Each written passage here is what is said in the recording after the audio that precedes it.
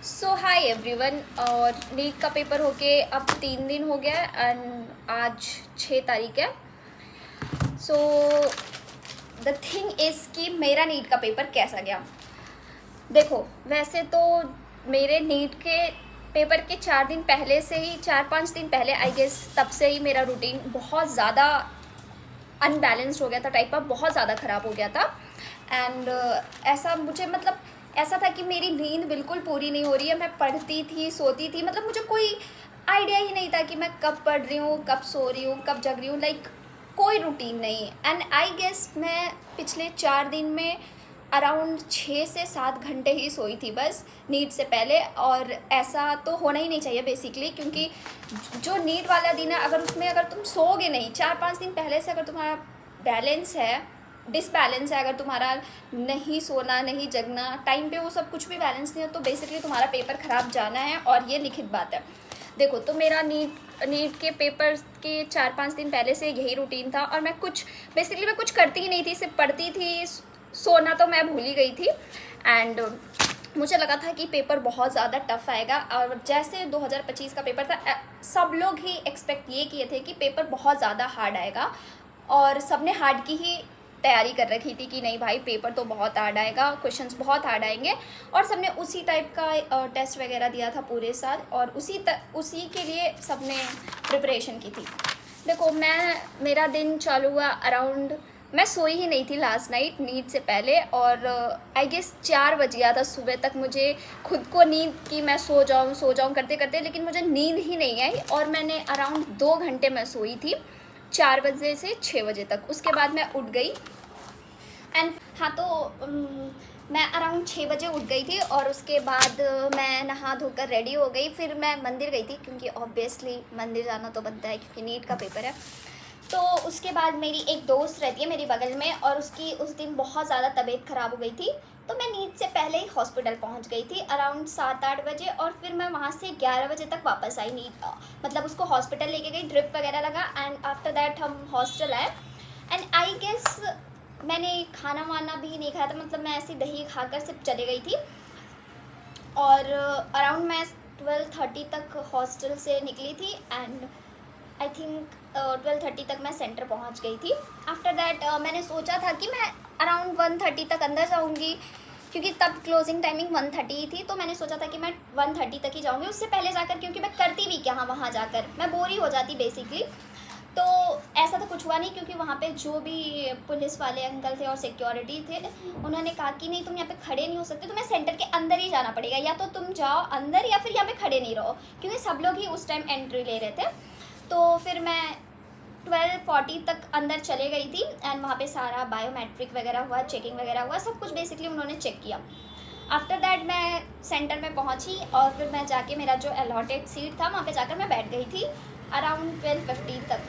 ठीक है, उसके बाद जो टाइम था वो 1 घंटे का गैप। तो मेरे इस साइड और इस साइड 2 लड़के बैठे थे, और मैं उनको इस बेसिस पे जज कर रही थी कि ये वाला लड़का थोड़ा डम दिख रहा है, तो इसका मतलब ये है कि ये बहुत पढ़ता होगा। क्योंकि मैंने जितने भी वीडियोस देखे हैं इंटरनेट पे, उसमें लोग ऐसा दिखाते हैं कि जो भी थोड़ा डम रहता है वो बहुत टॉपर रहता है, पढ़ाई ज़्यादा करता है। एंड मतलब उस ऐसा ही रहता है कि जो भी टॉपर रहता है mostly they are dumb type person.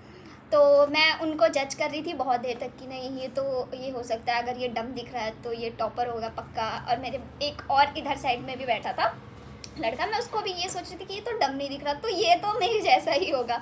और ऐसे ही आई गेस बहुत टाइम बीत गया था। और मेरी तो एक तो ये है कि मेरा पिछले साल भी, मतलब जो क्लास में मेरा सीट था उसमें भी मैं फर्स्ट बेंच पे थी, और इस साल भी मेरा जो सीट था वो फर्स्ट बेंच पे ही था। मतलब मेरी किस्मत इतनी ख़राब है कि मुझे हर टाइम फर्स्ट बेंच मिलता है। देखो, चीटिंग वगैरह का तो कोई सीन नहीं है, क्योंकि वो कर नहीं सकते, तुम सबका बुकलेट नंबर अलग होता है, तो अगर तुम किए भी तो तुम गए समझो। तो हो गया वो, वैसे करते करते टाइम बीत गया था। और जो मतलब सेंटर में हमारे जो क्लास में थी ना इन्विजिलेटर, भाई बच्चों की तो जो फटी पड़ी थी वो अलग बात है, लेकिन इन्विजिलेटर खुद इतना डर रहा है। मतलब उन्होंने हमें 4 बार पेपर दिखाकर ये बोला, देखो बच्चों अभी आया है ये पेपर, और ये कहीं से भी खुला हुआ नहीं है। मतलब हाँ, तो देखो, वो इन्विजिलेटर आकर बार बार हमें ये बताएगा कि यहाँ पे साइन करना है, और 4 बार, भाई देखो यहाँ पे हमने जो लिखना था रोल नंबर लिख लिया, लेकिन उसके बाद भी उनको ये है कि नहीं, तुम उसको मेंशन करो, मतलब यहाँ पे लिखा है सो उनको दिख नहीं रहा है, तुमको यहाँ पे लिखना मैंडेटरी है। 4 बार ये लिखने का वो लोग बोलेंगे कि पहले इसको फिल करो, फिर 5 बार OMR चेक करेंगे, वो 10 बार वो सिग्नेचर लेंगे, ऐसे ही करते करते तुम्हारा आधा टाइम वेस्ट हो जाएगा। देखो स्टार्टिंग के जो 2 से 2:10 के बीच में का टाइम था वो तो पूरा उनकी वजह से मेरा वेस्ट हो गया था। बात पढ़ाई की थी, मुझे पता था कि मुझे स्टार्ट तो बायोलॉजी से ही करना, मैंने बायोलॉजी खोला, ठीक है। खोलते ही मैंने पहला क्वेश्चन देखा, मुझसे बन गया, दूसरा क्वेश्चन देखा, मुझसे बन गया। मैं सोच, फिर उस टाइम जब मैंने ऐसे करके 5-6 क्वेश्चन किया तो मुझे ये लगने लगे कि शायद मैं 4-5 दिन से सोई नहीं हूँ, इस वजह से मेरा दिमाग काम नहीं कर रहा है, मैं मुझसे सब कुछ सही कैसे जा रहा है, मतलब मुझे खुद के ऊपर सेल्फ डाउट हो रहा था कि मैंने सब कुछ मैं सही कैसे कर रही हूँ। फिर मुझे बाद में लगने लगा कि शायद ऐसा हो सकता है कि मेरे ना सोने की वजह से बिल्कुल मेरा दिमाग काम करना बंद हो गया है और मुझे सब कुछ ही सही लग रहा है। फिर मैंने सोचा टाइम वेस्ट करने से अच्छा, और मैं ये सब कुछ सोचने से अच्छा मैं पेपर में जो आता है लिख देती हूँ। और मेरा तो ये फिक्स था कि चाहे मेरा नीट निकले ना निकले, जो भी हो, मैंने पिछले साल ड्रॉप लेकर बहुत बड़ी गलती कर दी थी और मुझे ये वाली गलती दोबारा रिपीट करनी नहीं थी बिल्कुल भी। तो मेरा बस मेरे माइंड में ये था कि जैसे तैसे ये पेपर कंप्लीट हो और मेरा काम ख़त्म हो इस पेपर से। बाकी तो फिर मैं इस नीट जैसे एग्ज़ाम को तो मैं मुड़ के अभी देखने वाली नहीं, और सपने में भी नहीं सोचने वाली कि मैं दोबारा नीट के लिए ड्रॉप लूँगी। फिर मैंने चालू किया करना क्वेश्चंस, एंड आई गेस मैं क्वेश्चन करते गई और मेरे से क्वेश्चन ऑलमोस्ट बनते गए। मतलब बायोलॉजी के तो ऐसे बन रहे थे जैसे लग रहा था कि क्या है भाई, मतलब क्वेश्चन किस टाइप के हैं। और मैं बनाते गई अराउंड 30-32 क्वेश्चन होने के बाद मुझे एक क्वेश्चन नहीं आया, मतलब थोड़ा वो डाउट टाइप का था। तो फिर मुझे लगा कि हाँ ठीक है, फिर मैंने वो क्वेश्चन किए और आई गेस 50 और अराउंड 1 घंटे 10 मिनट में मैंने बायोलॉजी का पेपर कर लिया।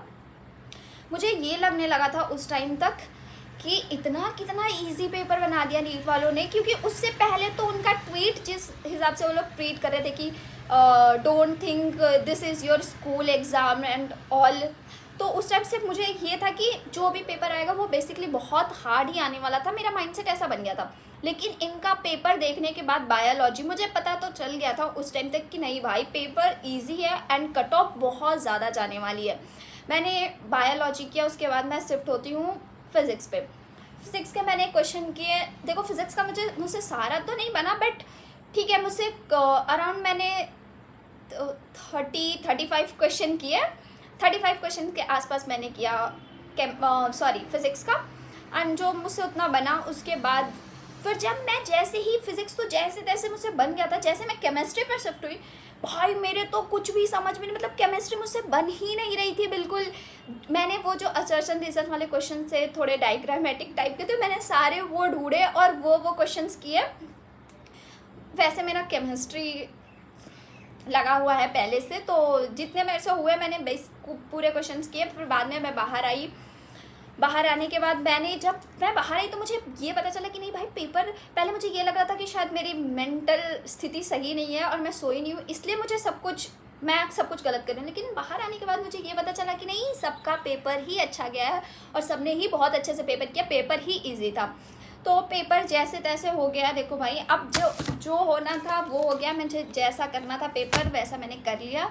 अब इसके बाद चाहे सिलेक्शन हो ना हो, ड्रॉप लेना पड़े, ड्रॉप तो मैं नहीं लूँगी, चाहे सिलेक्शन हो ना हो, जो होना था ये 2 सालों में हो गया। मैंने पिछले बार ही ड्रॉप लेकर गलती कर दिया था, मुझे ड्रॉप नहीं लेना चाहिए था, लेकिन अब हो गया जो होना था। बस मेरा ये था कि नीट का पेपर हो जाए, इसके बाद तो फिर नीट की बात नहीं करूँगी। और रही बात तो मैंने CUET का भी फॉर्म भरा है, मैं CUET का भी एग्ज़ाम दूँगी। अब जो होगा चाहे वो नीट से हो, CUET से हो, कहीं से भी हो, लेकिन ड्रॉप तो लेने का मेरा कोई भी इरादा नहीं है। बस जो हो जाए, जो भी कॉलेज मिल जाए मैं आँख बंद करके ले लूँगी। बाकी यही था मेरा नीट का पूरा दिन, जैसा गया तैसा। और तुम लोगों का कैसे गया है पेपर, कितने मार्क्स बन रहे हैं कमेंट सेक्शन में बता दो, और तुम्हारा मन हो तो सब्सक्राइब कर लेना। That's it.